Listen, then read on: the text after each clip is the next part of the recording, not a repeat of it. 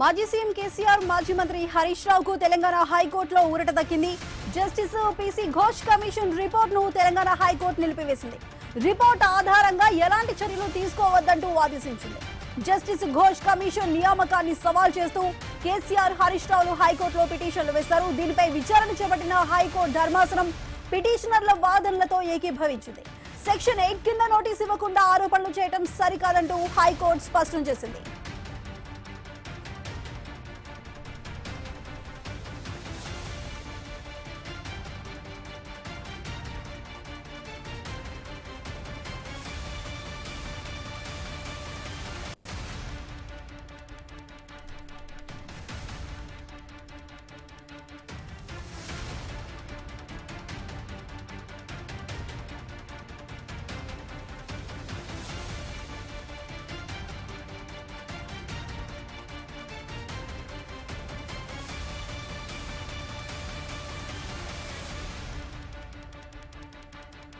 మాజీ సీఎం కేసీఆర్ మాజీ మంత్రి హరీష్ రావుకు తెలంగాణ హైకోర్టులో ఊరట దక్కింది. Justice PC Ghosh commission report ను తెలంగాణ హైకోర్టు నిలిపివేసింది. రిపోర్ట్ ఆధారంగా ఎలాంటి చర్యలు తీసుకోవద్దంటూ ఆదేశించింది. జస్టిస్ ఘోష్ కమిషన్ నియామకాన్ని సవాల్ చేస్తూ కేసీఆర్ హరీష్ రావులు హైకోర్టులో పిటిషన్లు వేశారు. దీనిపై విచారణ చేపట్టిన హైకోర్టు ధర్మాసనం పిటిషనర్ల వాదనలతో ఏకీభవించింది. సెక్షన్ 8 కింద నోటీస్ ఇవ్వకుండా ఆరోపణలు చేయడం సరికాదంటూ హైకోర్టు స్పష్టం చేసింది.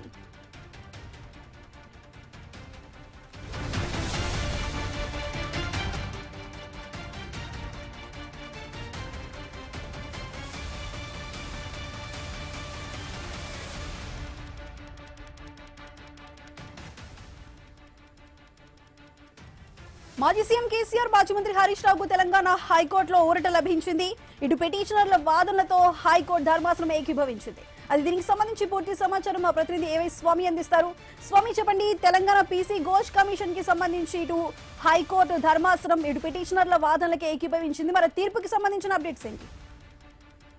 తెలంగాణలో కాళేశ్వరం బ్యారేజీల అవకతవకలపై ప్రభుత్వం వేసినటువంటి జస్టిస్ పీసీ ఘోష్ కమిషన్ నివేదికలోని అంశాలను సవాల్ చేస్తూ మాజీ ముఖ్యమంత్రి కేసీఆర్, మాజీ మంత్రి హరీష్ రావు, ఐఏఎస్ అధికారులు స్మితా సబర్వాల్, ఘోష్ వీళ్ళంతా కూడా ఒకవైపు జోష్ వీళ్ళంతా కూడా హైకోర్టును అప్రోచ్ అయ్యారు. హైకోర్టులో దీని మీద ఇప్పటికే పలుమార్లు వాదనలు అయ్యాయి.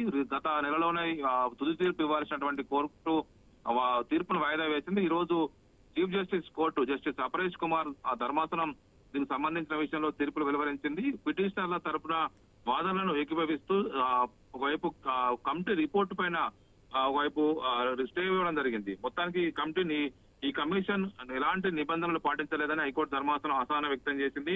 కాంగ్రెస్ ప్రభుత్వం మేడిగడ్డ, అన్నారం, సుందిల్లా ఈ బ్యారేజ్ నిర్మాణాల్లో అవకతవకలను బయటకు తీయడానికి కోసం గత కాంగ్రెస్ పార్టీ ప్రతిపక్షంలో ఉన్నప్పుడు అప్పటి బీఆర్ఎస్ ప్రభుత్వం పైన ప్రస్తుత సీఎం రేవంత్ రెడ్డి, అప్పటి ముఖ్యమంత్రి కేసీఆర్ పైన, ఇరిగేషన్ శాఖ మంత్రి హరీష్ రావు పైన ఒకవైపు అప్పటిన్నటువంటి అధికారులు స్మితా సబర్వాల్, అదేవిధంగా అప్పటి చీఫ్ సెక్రటరీ సుభాష్ పైన దీనికి సంబంధించి ఒకవైపు విచారణకు ఆదేశించి విచారణ కంప్లీట్ చేసింది. ఆ నివేదికను కూడా ప్రభుత్వానికి అందజేశారు.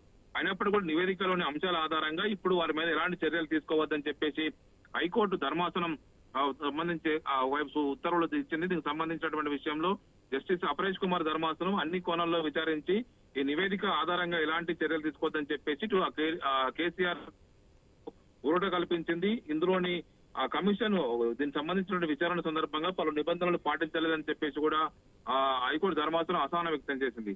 మొత్తానికైతే ఈ కేసు సంబంధించి కేసీఆర్ కు, హరీష్ రావుకు దీనికి సంబంధించి ఊరట లభించింది. ఒకవేళ ఈ రోజు కనుక నెగిటివ్ గా తీర్పు వచ్చుంటే దీన్ని సుప్రీంకోర్టులో సవాల్ చేయాలని చెప్పేసి ఇప్పటికే హరీష్ రావు ఢిల్లీకి వెళ్లి పలువురు లీగల్ ఎక్స్పర్ట్స్ తోని మాట్లాడి రావడం జరిగింది. దీనికి సంబంధించిన విషయంలో పాటు తమ పైన కావాలని చెప్పేసి దాదాపుగా 90,000 కోట్లు వెచ్చించి కట్టినటువంటి ఈ కాళేశ్వరం ప్రాజెక్టు మొత్తం కొట్టుకుపోయిందని చెప్పేసి కాంగ్రెస్ ప్రభుత్వం దుష్ప్రచారం చేసిందని చెప్పేసి కూడా బీఆర్ఎస్ నేతలు ఒకవైపు ఎదురుదాడి చేస్తున్నారు. మొత్తం ప్రాజెక్టు కాస్టే 90 లక్షలు, దీనికి 90,000 కోట్లు, ఇందులో 60,000 కోట్లు సంబంధించి అప్పుల ద్వారా తీసుకురావడం జరిగింది. 30,000 కోట్లు రాష్ట్ర బడ్జెట్ నుంచి వినియోగించాము, కానీ 1,00,000 కోట్ల అవినీతి జరిగిందని చెప్పేసి ఆరోపణలు చేస్తున్నారని చెప్పేసి వీరు అంటున్నారు.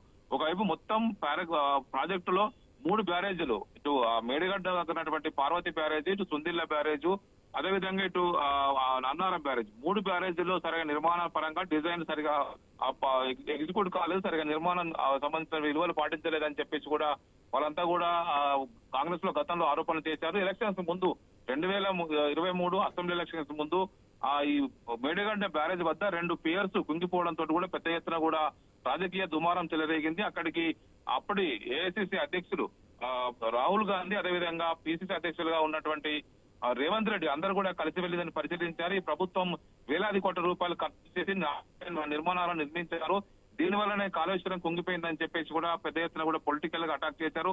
ఆ తర్వాత ఎలక్షన్స్ లో కాంగ్రెస్ పార్టీకి ఇది పెద్ద ప్రచారాస్త్రంగా మారి బీఆర్ఎస్ పోటీ రకమైనటువంటి కారణంగా మారింది. ఆ తర్వాత అధికారంలోకి వచ్చిన తర్వాత రాష్ట్ర ముఖ్యమంత్రిగా బాధ్యతలు చేపట్టినటువంటి రేవంత్ రెడ్డి దీని మీద పీసీ ఘోష్ ఒకవైపు ఇంకా కమిషన్ ఏర్పాటు చేసి ఎంక్వైరీ వేశారు. పలు సందర్భాల్లో దీని మీద విచారించినటువంటి పీసీ ఘోష్ ఏకంగా కేసీఆర్ ని, ఇటు హరీష్ రావు ని, ఇటు వివిధ అధికారులను, ఐఏఎస్ అధికారులను, ఇంజనీర్లను, డిజైన్ సంబంధించినటువంటి వివిధ డిపార్ట్మెంట్ ఉన్నతాధికారులను కూడా విచారించి ఒక నివేదికను తయారు చేసి రాష్ట్ర ప్రభుత్వానికి ఇచ్చింది. ఇందులో పలు లోపాలను ఎత్తి చూపింది. దీన్ని సవాల్ చేస్తూనే కేసీఆర్, హరీష్ రావు ఇద్దరు కూడా, స్మితా సబర్వాల్, జోష్ అందరూ కూడా హైకోర్టును అప్రోచ్ అయ్యారు. హైకోర్టు దీని మీద పలుమార్లు ఇరువైపు వాదనలు విన్న తర్వాత గత నెలనే తీర్పును వాయిదా వేసింది. ఈ రోజు chief justice court justice Aparesh Kumar ధర్మాసనం ఈ తీర్పునైతే వెలువరించింది. సుధా, స్వామి, అయితే తెలంగాణకు సంబంధించి ఈ రిపోర్ట్ ను justice PC Ghosh commission report ను తెలంగాణ హైకోర్టు నిలిపివేసింది. మరి ఈ ఘోష్ కమిషన్ కి సంబంధించి హైకోర్టు ఎటువంటి ఇన్స్ట్రక్షన్స్ ఇచ్చింది? అంటే ఇప్పటికిప్పుడు ఈ రిపోర్టు ఆధారంగా రిపోర్టు పైన స్టే ఇచ్చింది. దాంతో పాటు రిపోర్టు ఆధారంగా ఎలాంటి చర్యలకు ఉపక్రమించవద్దని చెప్పేసి రాష్ట్ర ప్రభుత్వానికి కూడా సూచించింది. దీనికి సంబంధించి రిపోర్టు సంబంధించి చేయడంలోనే నిబంధనలు సరిగా పాటించలేదని కూడా అభిప్రాయం వ్యక్తం చేసింది. ఒకటి, రిపోర్టు సంబంధించి స్టే ఇవ్వడం ఒక ఎత్తు అయితే, రెండోది రిపోర్టు ఆధారంగా వారిపైన ఎలాంటి చర్యలు తీసుకోవద్దు, మూడోది రిపోర్టు తయారు చేసే సమయంలో సరైన నిబంధనలు పాటించలేదని చెప్పేసి ధర్మాసనం అసహనం వ్యక్తం చేసింది. 3 అంశాలు ఇప్పుడు వీరి పిటిషనర్స్ కి ఊరట కల్పించే పిటిషనర్ గా ఉన్నటువంటి కేసీఆర్, హరీష్ రావు, స్మితా సబర్వాల్, వీరందరూ కూడా ఊరట లభించింది.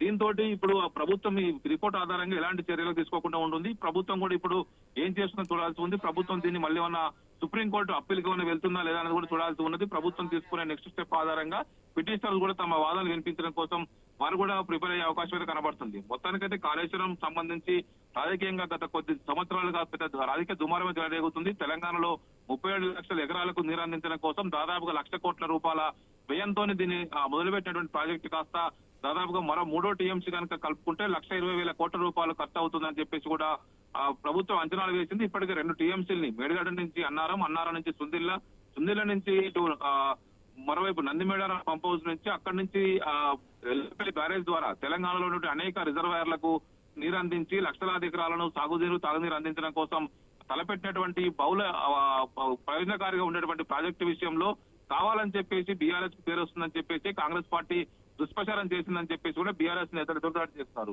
ఇలాంటి క్రమంలో వేలాది కోట్లు ఖర్చు చేసినటువంటి ప్రాజెక్టులు నాణ్యత ప్రమాణాలు పాటించలేదు, అందుకే ఇది కుంగిపోయిందని చెప్పేసి కాంగ్రెస్ నేతలు ఎదురుదాడి చేస్తున్నారు.